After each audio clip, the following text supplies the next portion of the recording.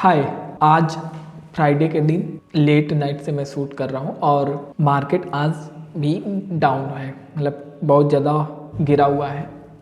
मैं अपने स्क्रीन पे दिखा रहा हूँ आप लोगों को। ये देखिए, ये चार्ट है निफ्टी का। निफ्टी ये 1 तारीख की कैंडल है। जो ये कौन सा दिन है आप लोगों को पता होगा तो इस दिन बजट आया, एसटीटी लगा। एसटीटी लगते ही मार्केट क्रैश हुआ और उसके बाद से फिर से थोड़ा सा निपटा।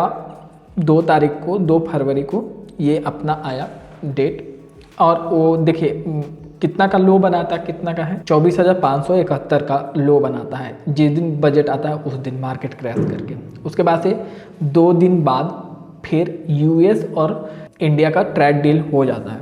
जैसे ट्रेड डील होता है मार्केट ऊपर गैप अप मारता है। ये आता है 3 तारीख को, जो ट्रेड डील का न्यूज आता है हम लोगों के सामने।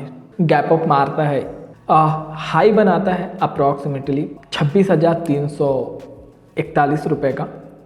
जैसे हाई बनाता है उसके बाद से वहीं से गिरावट स्टार्ट होती है। 26,341 का हाई बना करके नीचे लुढ़कना स्टार्ट होता है। मार्केट लेवल को सस्टेन नहीं कर पाया। ये वाली कैंडल है।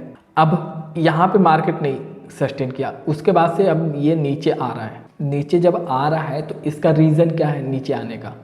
तो देखिए, जो यूएस और इंडिया का जो ट्रेड डील हुआ, उस यूएस और इंडिया के ट्रेड डील में बहुत सारी बातें थी जो मतलब नेगेटिव मेरे को लगती हैं। यूएस और इंडिया के बीच में जो 500 बिलियन का जो ट्रेड के लिए डील हुआ है, इंडिया यूएस से परचेस करेगा। उसके बाद से यूएस जो 50% के आसपास इंपोर्ट ड्यूटी लगा रहा था, वो अभी कम करके 18% पे लेकर के आया। इंडिया को लगा कि ये सबसे ज़्यादा सस्ता में हम लोग डील कर लिए। ये डील होने के बाद यहाँ से मार्केट नीचे नीचे आ रहा था इसमें।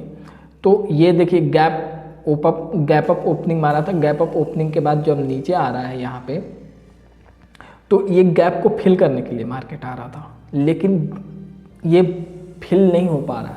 और फिल होने के बावजूद भी ये सस्टेन नहीं करेगा। क्यों नहीं करेगा? ये देखिए शार्प गिरावट आई है। शार्प गिरावट आने का 2, 3, 5 रीजन मैं बताऊंगा कि क्यों गिरावट आ रही है। यूएस और इंडिया के बीच का जो डील हुआ है उसमें बहुत सारा लूप होल है। शायद मेरे को ऐसा लगता है कि ये अच्छा डील नहीं हुआ है।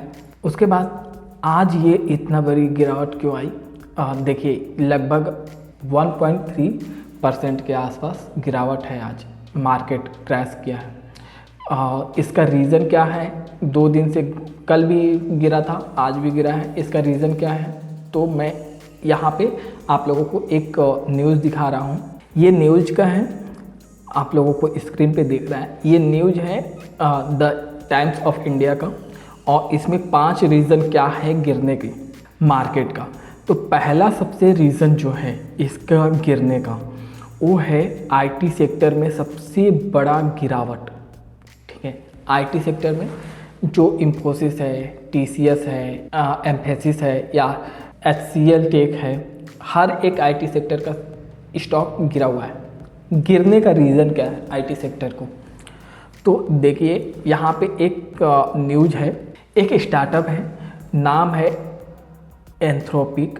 उसने एक टूल डिज़ाइन किया है और वो टूल है कॉर्पोरेट लीगल टीम्स का। ये एआई से, इसको ऐसे समझिए कि एंथ्रोपिक जो स्टार्टअप है उसने एक टूल से डिज़ाइन किया एआई का, जो ये सर्विसेज प्रोवाइड करेगा कि कोई भी कंपनी जब एक कंपनी दूसरे कंपनी के साथ ट्रेड करते रहती है तो उसके बीच में बहुत सारे लीगल कंप्लायंसेस, स्टैंडर्ड रूल्स होते हैं, रेगुलेशंस होते हैं। उसको डीड एक तैयार किया जाता है, और जो डीड तैयार किया जाता है तो उस समय बहुत सारे रूल्स रेगुलेशन जो कंप्लायंस होते हैं कंपनी के लिए, उसको फॉलो किया जाना चाहिए।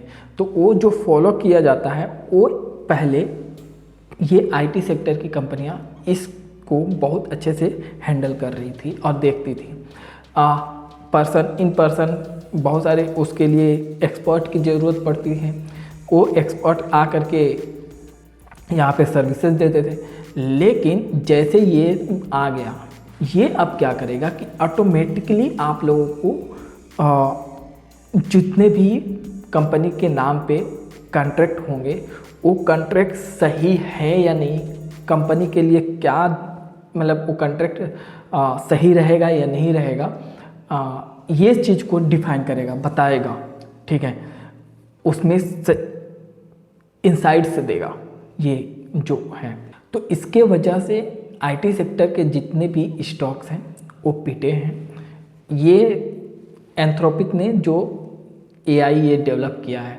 दूसरा रीज़न है वीक ग्लोबल इक्विटी मार्केट, मतलब पूरे वर्ल्ड में ही इक्विटी मार्केट का अभी मतलब वीक चल रहा है, उसमें इन्वेस्टमेंट कम आ रही है। देखिए, अब तीसरा और चौथा और पांचवा रीज़न जो है वो बहुत ज़्यादा इम्पोर्टेंस है इन।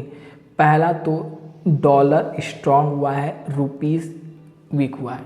क्यों डॉलर स्ट्रॉन्ग हो रहा है और रुपीस? भाई साहब, इसका एक रीज़न था। देखिए, कुछ दिन पहले ना रुपीस स्ट्रॉन्ग हुआ था, डॉलर वीक हुआ था। उसका रीज़न था कि इंडिया और यूएस के बीच में ट्रेड डील हो गई। उसके बाद से बांग्लादेश और यूएस के भी बीच में एक ट्रेड डील हुई।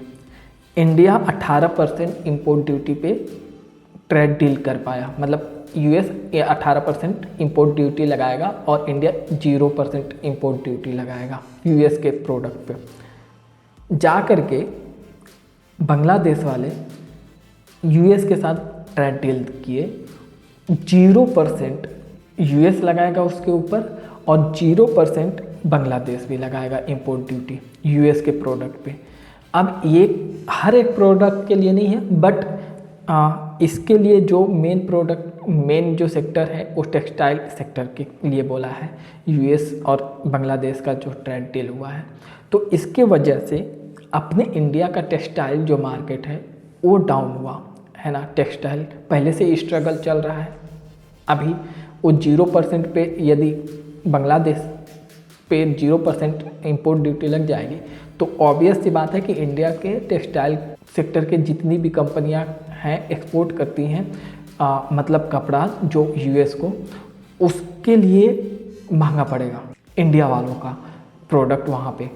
तो इंडिया वाले प्रोडक्ट को कोई बाय नहीं करेगा, बांग्लादेश वाला 0% उस पर वो सस्ता पड़ेगा। उसके बाद से पहले क्या था कि बांग्लादेश इंडिया से रॉ मटेरियल खरीद रहा था, ठीक है, कपड़ा बना करके यूएस को बेचता है फाइनल प्रोडक्ट। तो यूएस कपड़ा बनाने के लिए जो रॉ मटेरियल चाहिए था वो इंडिया से, जो कार्टन वगैरह होता है वो इंडिया से मतलब मांग रहा था, परचेस कर रहा था और इंडिया सप्लाई कर रहा था। अब देखिए, अमेरिका ने ट्रेड डील में क्या किया है कि वो बोला कि उस टेक्सटाइल कपड़े पे हम इंपोर्ट ड्यूटी 0 करेंगे जो यूएस से रॉ मटेरियल यदि आप खरीदोगे, इंपोर्ट करोगे अपने कंट्री में, यानी बांग्लादेश वाले इंपोर्ट करेंगे कार्टन जो मतलब कपड़ा बनाने के लिए जो इम्पोर्टेंट है ना, जो धागा होते हैं कपड़ा बनाने के लिए, यान जो होता है वो इंपोर्ट करेगा।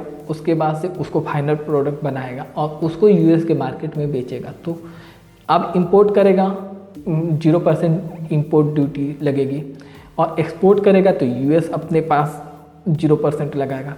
मतलब वहाँ से रॉ मटेरियल जो इंडिया पहले सप्लाई कर रहा था बांग्लादेश को और उसके बाद से वो जा करके यूएस के मार्केट में बिक रहा था, अब यूएस ही रॉ मटेरियल बांग्लादेश को पहुंचाएगा और बांग्लादेश फाइनल प्रोडक्ट बना करके यूएस के मार्केट को पहुंचाएगा। तो इससे क्या हुआ कि हमारे देश के करेंसी जो मतलब हम लोग इनको बांग्लादेश वालों को एक्सपोर्ट कर ले रहे थे या फिर हम लोग 18% पे अभी ले करके आए थे, ट्रेड डील किए थे, इससे क्या हुआ कि अब हमारा एक्सपोर्ट कम हो जाएगा। जैसे कम होगा हमारा तो करेंसी आज ही डाइल्यूट होना स्टार्ट हो जा रही है। पहले से एक्सपेक्टेड है कि हम लोग ज़्यादा हम लोग अर्निंग नहीं कर पाएंगे एक्सपोर्ट से, तो इसलिए मतलब करेंसी कमज़ोर हो रही है और आने वाले समय में भी बहुत अभी और वीक होने वाला है अपना इंडियन करेंसी। इसमें गवर्नमेंट का ही रोल है, अच्छे से ट्रेड डील नहीं कर पा रहे हैं इंडिया वाले अमेरिका के साथ। चौथा जो रीज़न है यहाँ पे वो है टेक्निकल सेटअप। मैं आप लोगों को दिखाया ही चार्ट के ऊपर, जो टेक्निकल सेटअप है वो वीक चल रहा है। लास्ट मतलब थर्सडे को भी मार्केट नेगेटिव ही क्लोज किया है। इसके बाद से पांचवा जो रीज़न है वो है जियोपॉलिटिकल टेंशन। अभी जियोपॉलिटिकल टेंशन जो अमेरिका बोल रहा है ना कि ईरान को मार करके ख़त्म करेगा वो भाई, जैसे वेनेजुएला में किया वैसे ही ईरान में भी। तो ये एक असमंजस की स्थिति बनी हुई है।